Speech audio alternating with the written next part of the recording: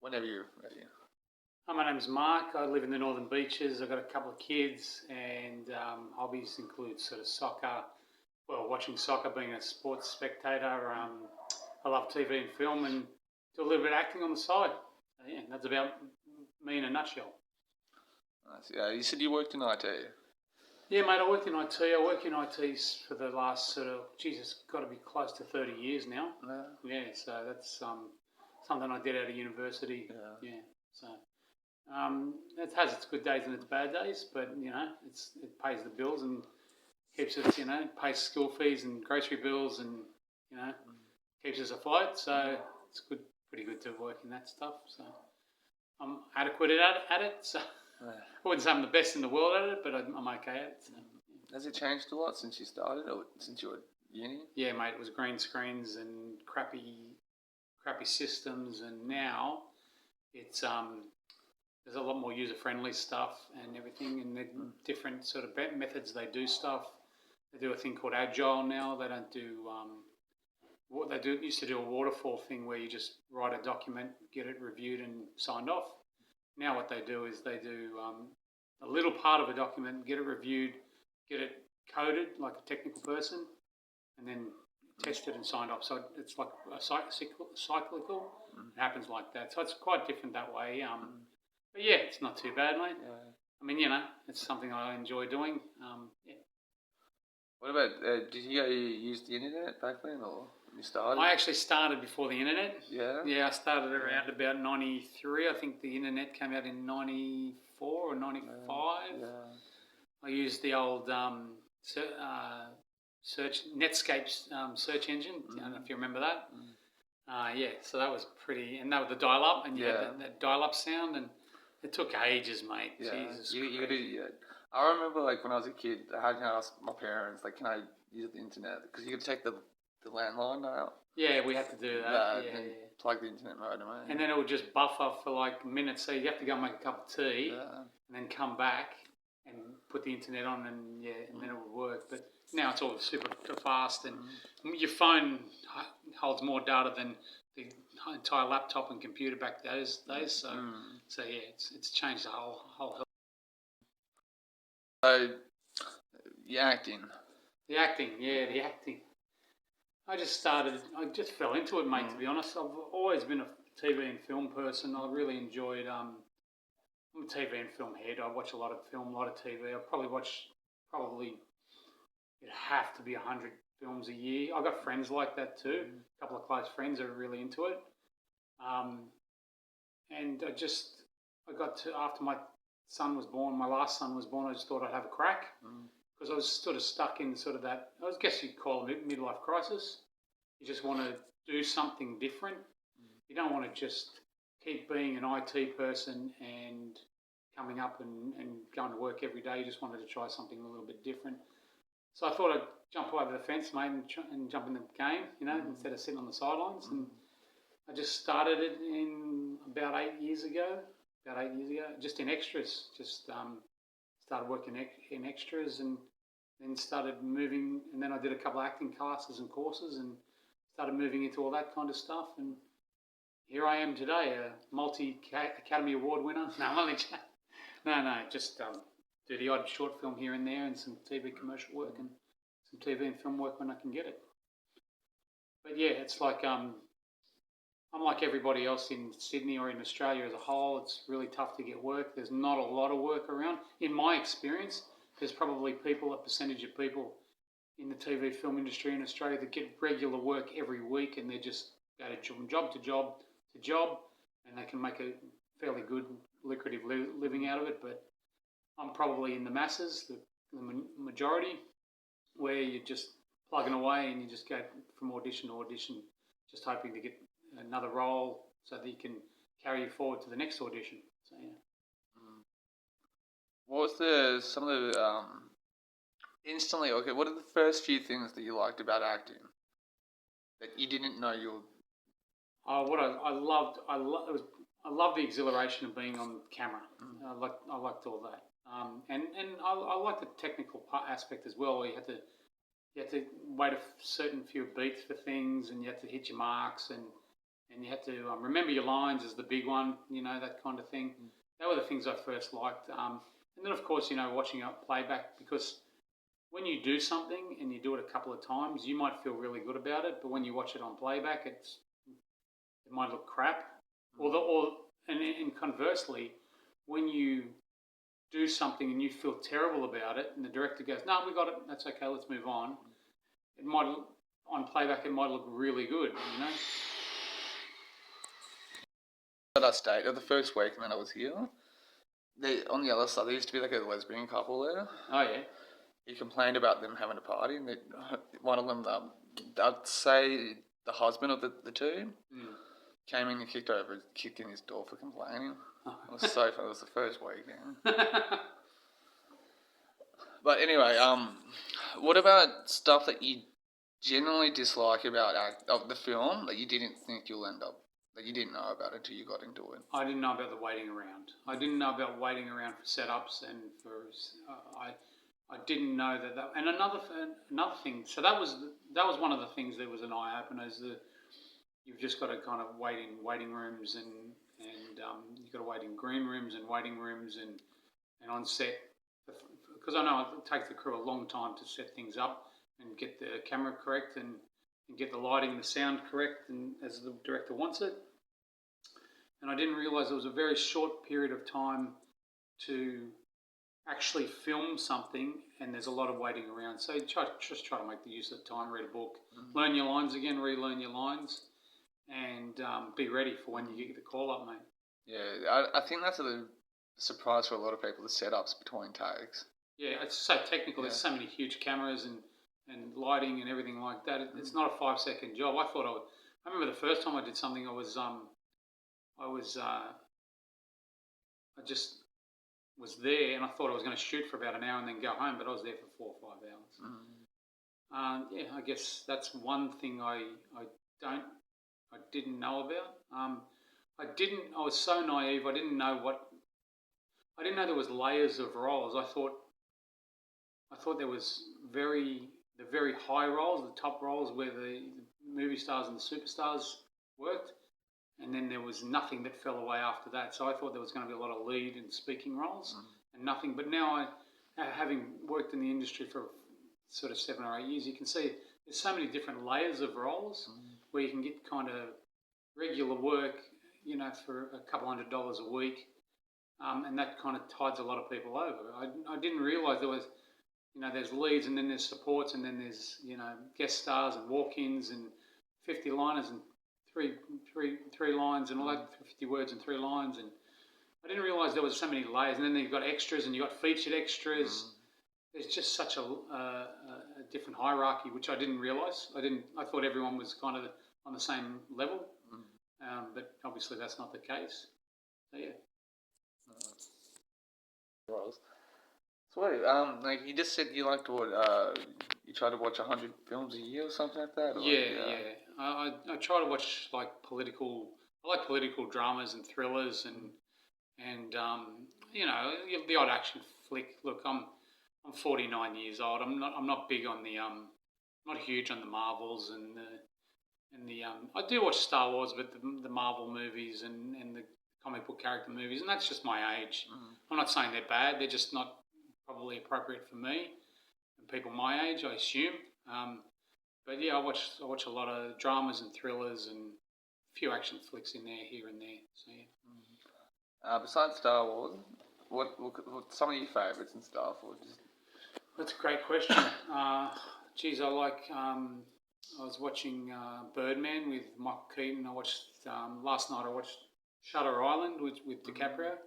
I watched The Ides of March the other day with Philip Seymour Hoffman. I love that one. I know the monologue in that one, which is good. The loyalty speech. So that's a good one. Obviously the classics, A Few Good Men. A lot of the Scorsese films, and gravitate towards all those mafioso style films because they're never boring. They're very violent, but they're never boring. And then sort of some of the cheesy 80 action flicks like Die Hard and Predator and Commando and Terminator and all that stuff. So we've got a bit of a range. My wife likes romantic films, romantic comedies, and I find them a little bit boring. But each to his own. Yeah.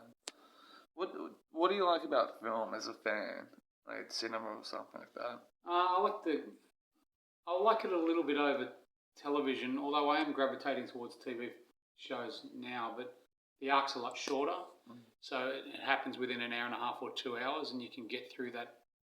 You can get through the full storyline, unless they're trying to set up for a sequel. You can get through a fairly full storyline within 2 hours. So it's the short nature of it. It's shorter, and you can get to the resolution. Or some films, a lot of films I like don't have a resolution, but at least you get to a place where it's different from where it started. So I like that. So when that happens in an hour and a half, 2 hours, that's quite satisfying. Yeah, I like it too. Do you like what about your non-English speaking cinema? Yeah, I do. I watched. I don't watch. Just trying to think. I watched a couple of. I watched the Girls with the Dragon Tattoo, the Swedish versions. They were good. I watched Squid Game, which was good, Korean version. Watched a fair bit of French television shows. They're pretty good. But yeah, I don't watch a lot of foreign films, but not because I don't think they're great. It's just because I haven't landed on them. I haven't found them and discovered them. So I should probably get into that a little bit more, especially the good quality ones and ones that are sort of renowned and that kind of thing. Yeah. Stories you like to tell? Just on set, I can give you a set story, a couple of set stories. Let me think. I worked on a film that was filmed in Australia. I don't want to say which one, but there was a guy that was acting up. One of the extras was acting up. I was an extra on this film as well, and he was acting up, and he was just being ridiculous. And he actually was the character in the film was his actual job in real life, and he thought he knew everything. He was only a young gentleman. He was only about 20, 22 years old, something like that. And he was cracking jokes and just making a bit of a laugh. And this was a quite high budget and finance film. And I think it was the second AD said, "Listen, come over here for a sec. I need to tell you something." And he walked him out to the back of the lot, or back of the set, and we never saw him again. So he just kind of disappeared. So that was my first lesson in, just do what the director says and don't be stupid on set and don't muck around. Especially if it's a high-paying one. It's not like a student film or an independent film where they have a fair bit more time because they've got a bit more latitude. This is a studio film, and they were probably under time pressures and under studio money pressures. So to be an idiot on that film, not advisable. Just try to think of some other stories I have for you. I just did a commercial recently, and I was on a 10-hour call, and I finished filming after about 4 or 5 hours, and I wanted to go home because I was desperate to get home to pick up my son, because we figured out that we didn't have a school drop-off or a school pick-up for him. My wife was stuck at work as well, and kind of had a bit of argy-bargy with the first AD about it. And she ended up letting me go about an hour and a half early, and I felt terrible for her. I felt terrible the way I acted to her. There was a lot of cast in that one, and she was quite busy, and I was being difficult only because I was in a panic because I was trying to get my son picked up from school. So she sent me an email with the call sheet, and I just responded to her yesterday, just apologising. I just said, "I'm so sorry that I acted the way that I did. Just please know that it was come from a place of sort of a little bit of panic because I needed to get my son dropped off from school or picked up from school." So that was a little bit scary. Yeah. But over the years, met some really nice people. Can I mention them, or should I? If you want, yeah. If they're public figures, yeah. I think they're. Hopefully they don't feel bad about it. Met Hugo Weaving. He was lovely. Really nice guy. Really switched on. Never missed a beat. He never missed a line in his takes. When I worked on a set with him, Richard Roxburgh, same thing. Just absolutely lovely, lovable kind of a guy. Really nice person. I met Tessa Thompson. She was lovely, little tiny. I didn't realise how small she was, but she was really nice. I worked on extras on a film that she was working on in Australia, and she did her best to just try and make all the extras. Extras. You're on a bit of a hiding to nothing. There's not much, not very substantial work, so it can get a little bit tiresome. And she was doing her level best to try and make people feel energised and happy. I just really wanted to thank her for that because she was just so nice. Yeah. Oh, nice. So have you lived around the Northern Beaches for long? I have. I've lived here since 2008. I moved into the Northern Beaches in 2008. The reason why I moved over here is my brother-in-law and his wife moved over here, and we come and visited them when they'd moved into their new house, and we just love the area. We're 15 minutes from the beach, 25 minutes from the city. Beautiful parks. It's great. It's great around here. It's like open spaces. We've got a pretty decent house, although it's old. Yeah, but it's it does a job, and schools are pretty good and everything. Yeah. Where did you move from?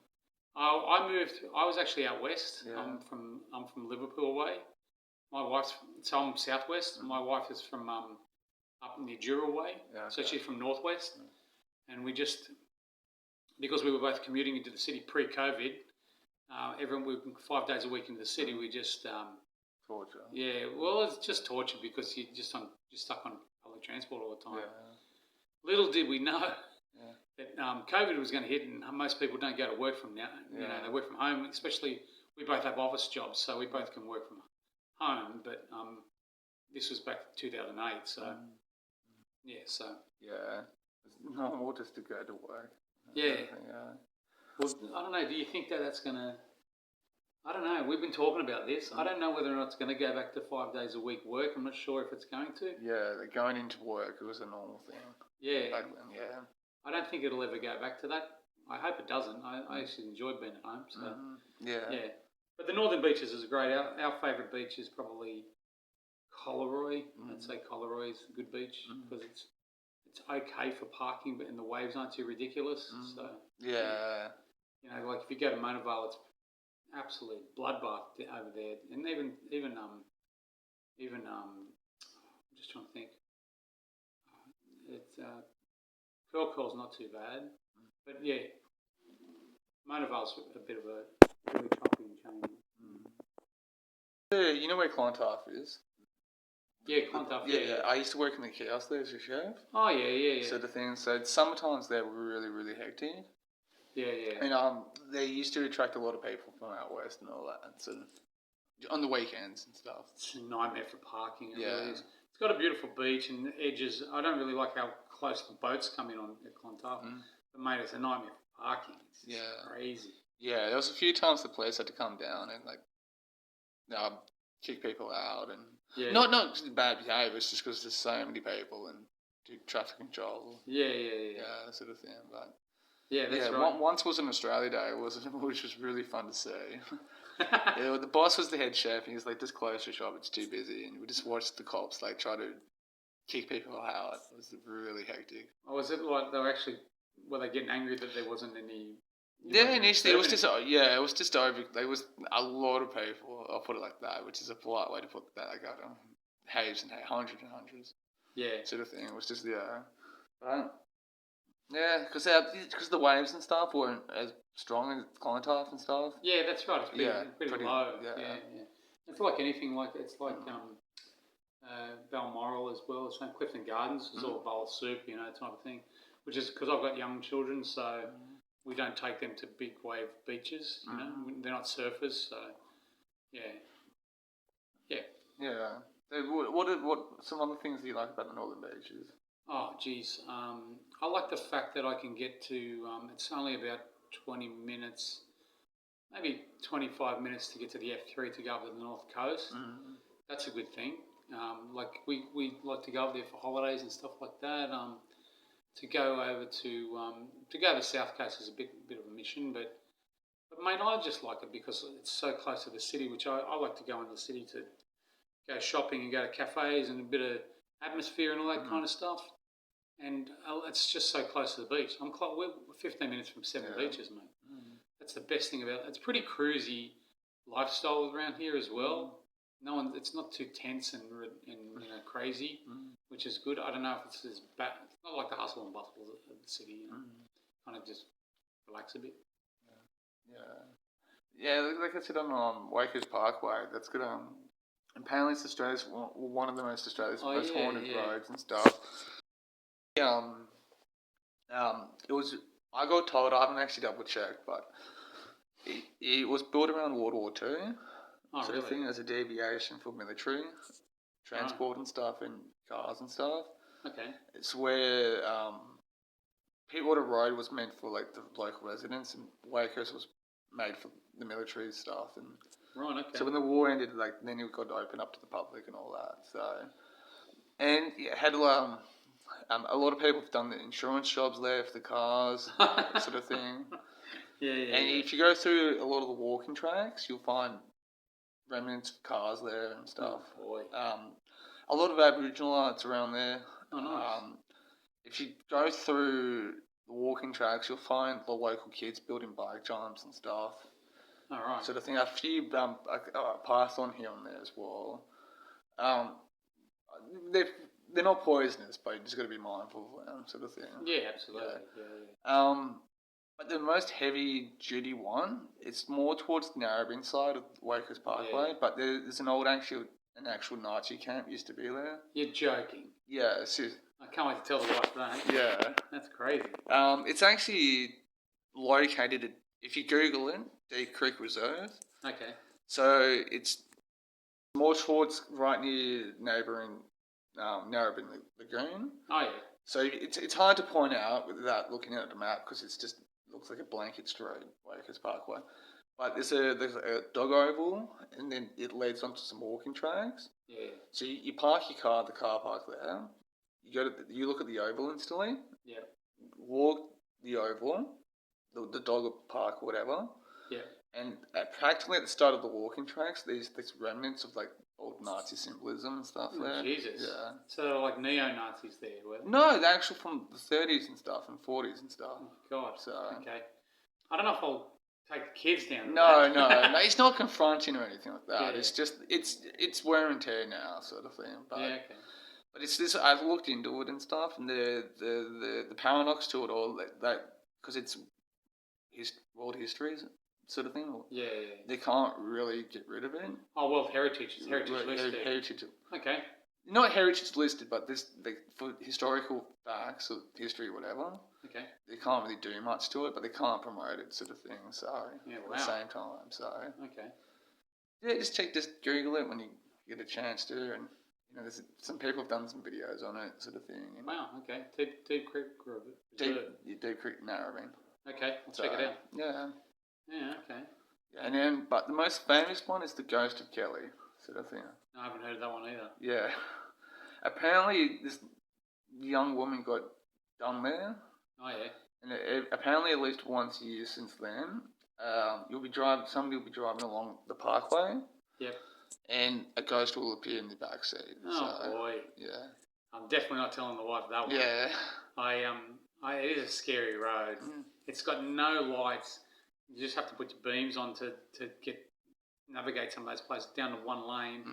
And it's pretty rough as guts at night. That yeah. It's crazy. I mean, I don't know why they don't do anything else to that road, but it's just. And there used to be because I've lived on this side of the Wakers Parkway when I was growing up. Yeah. And apparently on this side of it, used to be like a few homeless camps around the bushes there and stuff. Oh wow. So okay. Yeah. Jeez, so there's remnants of those things is there. Yeah. You find like old tents and stuff of that nature. So what kind of life stories and stuff, lessons or? Yeah, I just I got another performance story. I did a theatre workshop one time. I've never done theatre before. I'm pretty scared of it because it's pretty confronting. I don't know if you've ever worked on theatre or directed theatre or anything like that. So I was directed by a pretty famous Australian person, and it was just a class scene. I did it as part of the class. That was quite interesting. It was Hedda Gabler. That was the play, and it was just look. Don't get me wrong. It was so exhilarating. It was really. I'm glad I did it. I just don't know whether or not I'd think twice about doing it again. But I'm glad I did it for the experience. I know a lot of people in this industry or in the indie industry that are regular theatre actors, and they're fantastic at what they do. They're really good. I've got nothing but admiration for them, but I just don't know if it's for me. What I like is about screen work is no one's really looking at you. The only person really looking at you is the director. Everyone else, all the crew are doing their own thing, and maybe the other actors are looking at you, but everyone's got a job. Whereas in theatre, there's a paid audience sitting there doing nothing but watching and being entertained by you. So that I find that to be a little bit confronting. But yeah, like I said, great experience, and I'm glad I did it once. I may do it again, but I don't know if it's going to be too soon. So we'll see. I've heard that before. Yeah. There's people. You got to project it. You got to talk like you're talking to the back of the room. I get it and everything like that. And there's theatre acting is a bit different to screen acting. You internalise more on screen, but it's just man, it's frightening and exciting at the same time. Yeah. Nice, man. Yeah, there's so much about Australia I just want to visit. What about other parts of Australia that you visited? Well, I did a commercial for IGA in 2019 in Tasmania. We went to Tasmania. I think it's called Cheddar. That was a place. I think that was what it was called. Can't remember the suburb, but that was beautiful. That was the northeastern part of Tasmania. So you got like a triangle. It's like up, northwest. Yeah, we filmed right on the edge of the water, right on the cliffs, right near the edge of the water. It's freezing. Even though it's the north of Tasmania, everything's really cold. But mate, 4 seasons in a day in Tasmania. I'd like to go back there, take the kids. We filmed. It was raining, then it was windy, then it was sunny. Took down to t-shirts, and then it was raining again. So it was a nightmare for the director, but it was really good. We had a good time there. Yeah, that's another place I'd like to visit. I'm really sensitive to the cold. Yeah. Sort of thing. Me too. I get real shaky and shivery. Yeah. So I don't know. I mean, in terms of buying a house down there, it's pretty affordable, but I just don't know if I can handle the climate, mate. I don't know. And there's such a thing as quiet, and then there's too quiet. It seems like it's a very quiet town. I remember going back there 20 years ago for work for the day job, and I remember Sundays were closed. Everything was closed. I was like, where am I? It was like a ghost town. It was crazy. I don't think they do that anymore, though. No, yeah. Brisbane was I lived in Brisbane for a little bit, so they did that too. I think they opened some stuff up in the morning and closed by midday. So what are they going for, siestas or something? Yeah. I don't know. But that very old country town sort of way of living sort of thing. Yeah.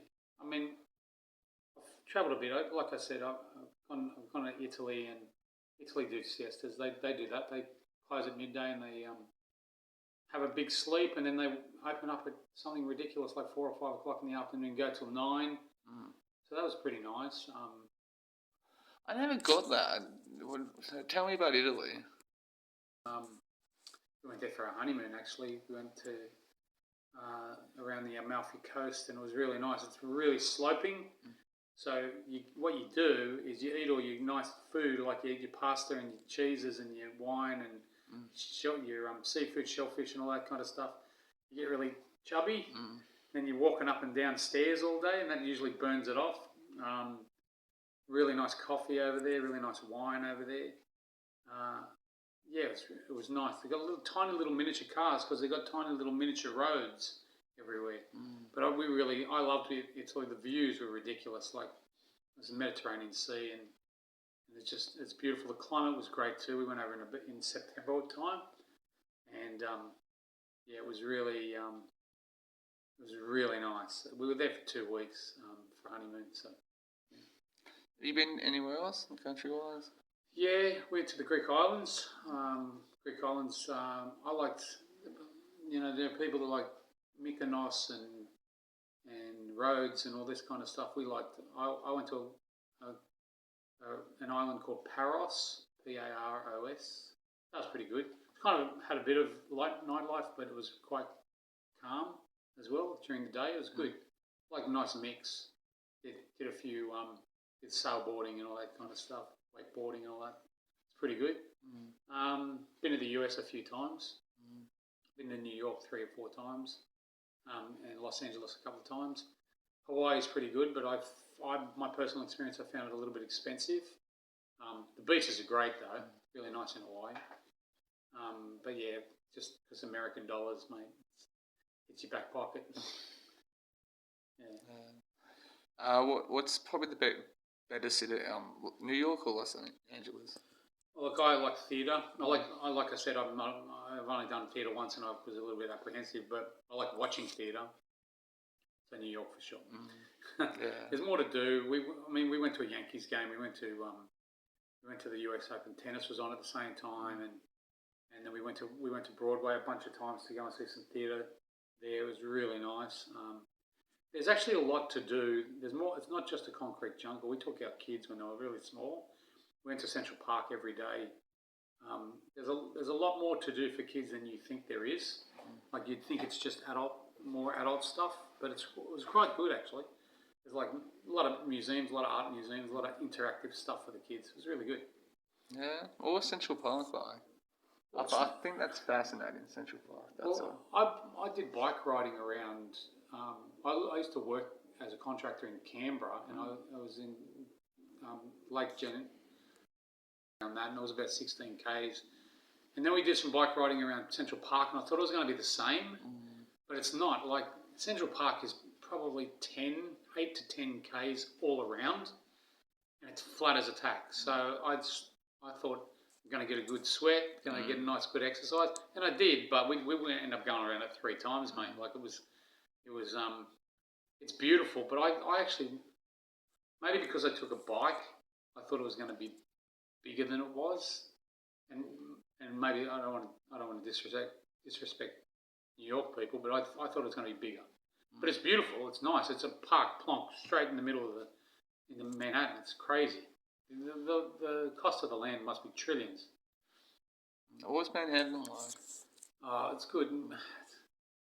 It's good if you have a bit of money. Yeah, it seems like that. You got some cash. It's good. Like we went for dinner a few times and went to a couple of comedy clubs and all that stuff. But you got a tip for everything, which is painful because they work off their tips. And the comedy clubs were good. There's a lot of shopping, which is crazy. Like I'm not a big shopper, mate. I don't get it. I don't get in the shops and go and do a lot of retail therapy. I'm not that kind of person. I wear the same clothes for 10 years if I have to. But it's just, yeah, it's good if you like shopping and you like fine dining and wining and dining and stuff. And plays and stuff. Nice. New York's fascinating. It seems like its own little like personal world or something. Yeah, it is. There's 9 million people. There's the same amount of people in New York as there is in New South Wales. And I loved, because I'm terrible with directions, the grid system, like 1st, 2nd, 3rd, 4th, 5th Street, and first, Avenue, 1st Avenue, 2nd Avenue. That's good. I like that. I can work that out. But when you go to Sydney, and Melbourne as well, we've got diagonal streets, and you don't know where the hell you landed. Like I could be 5 minutes away from my office, and I don't know what the hell I am. So because I get turned around fairly easy. Yeah. Okay. Yeah. Sydney's in Melbourne's like that too. Far out. All these tiny little windy little roads and little George Street and little. I call it something else. Anyway. Yeah, I know what you mean. Like that's one thing I missed about. I liked but hated about living in Sydney City. You can be in the business district one block, then walk the next block. It's different. Walk 3 or 4 blocks, you're completely in suburbia. And then you take another block and you're back in the business district. Yeah, absolutely. Yeah. I find the further north you go in the city CBD, it gets more businessy as you go north. Like the south CBD is more universities and movies and games parlours and all that kind of stuff. And as you keep going north and north and north, it starts to become more business district and more sort of office people and stuff like that. Until you get to Circular Quay, where there's a lot more, fun stuff to do. Tourist and stuff. Touristy stuff. Yeah. I lived around Surrey Hills too, which I didn't mind. I like Surrey Hills, but trying to find work in the TV film, like screen work, trying to find that, you got to know your way around Surrey Hills, Redfern, Newtown, around that area. Yeah, that's where most of the stuff is, So I have never gone to those places more than I have when I started working, trying to find screen work. So And plus, my last girlfriend lived around Surrey Hills too, and I never drove in. I'm like, no, sort of thing. Yeah, you got to drive. I'm like, no, you got to fucking go through a harbour bridge, and they're sitting there like, sorry, and she's like, so what? I'm like, I got to find parking too. Like, it's just you got to pay $8 to $10 in tolls, and then you got to pay parking. And street parking is a nightmare. Yeah, sort of thing. So I used to take the bus into Wynyard, which once I knew how to do it, connected everything, it took me maybe 40 minutes and stuff from here to there.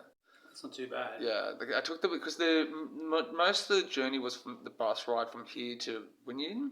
Yeah. Sort of thing. But once I was in Wynyard, it was really easy.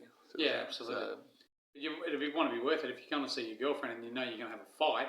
Yeah. It's a long way to travel. Do you know what I mean? What she got angry because she didn't have a driver's license and stuff, so that's the problem. Yeah. But it's not just the driving around the city; it's finding the parking too. It's just That's one thing that I've found with auditioning now that COVID's come around. You used to have to drive or get an Uber or a cab to the audition or find a park, usually do a COVID test, whatever, blah, blah, blah, wait in the waiting room.